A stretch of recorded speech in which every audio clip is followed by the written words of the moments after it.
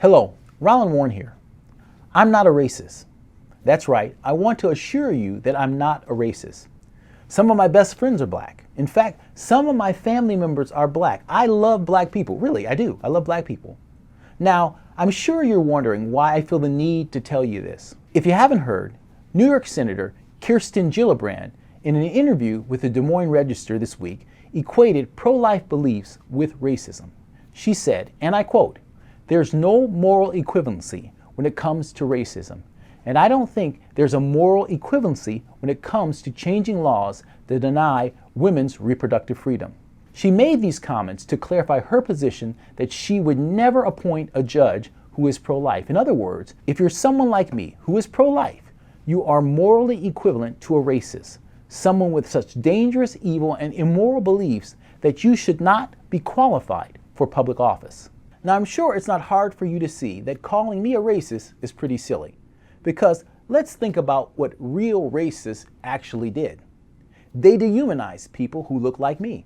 They enslaved people who look like me. They lynched people who look like me. They denied people the right to vote who look like me. In short, racists denied people who look like me the blessings of liberty, life, liberty, and the pursuit of happiness. Of course, the irony here is that the first and foremost blessing of liberty is life.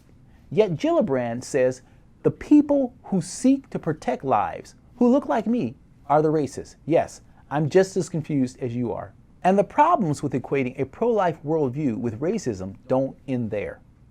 The fact is, racists didn't really want people like me to even exist. And here's the thing. Of all the policies that were enacted and the atrocities that were committed, none have had more of an impact in eliminating people who look like me than abortion.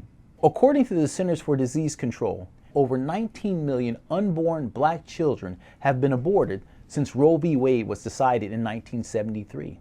That's about 35% of those aborted, people who look just like me, and we're only 12% of the population. Talk about a disparate impact. But again, according to Gillibrand's logic, if you are against abortion, you are the one who has to change. So, if Senator Gillibrand had her way, the only judges who would be appointed are ones who supported the ending of lives in the womb of people who look like me.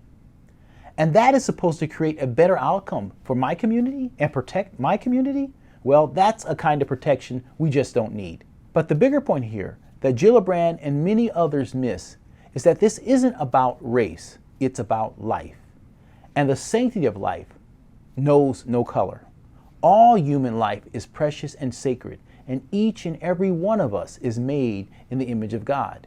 We are worthy of protection inside and outside the womb, and should be given an opportunity to enjoy the blessings of liberty. My hope and prayer is that folks like Senator Gillibrand and others who equate pro-life beliefs with the evil beliefs like racism will come to realize this. And even if they don't agree with us, maybe they'll at least acknowledge that our passion to defend life is not about denying freedoms, but ensuring them, especially for the most vulnerable who look like me and who look like you.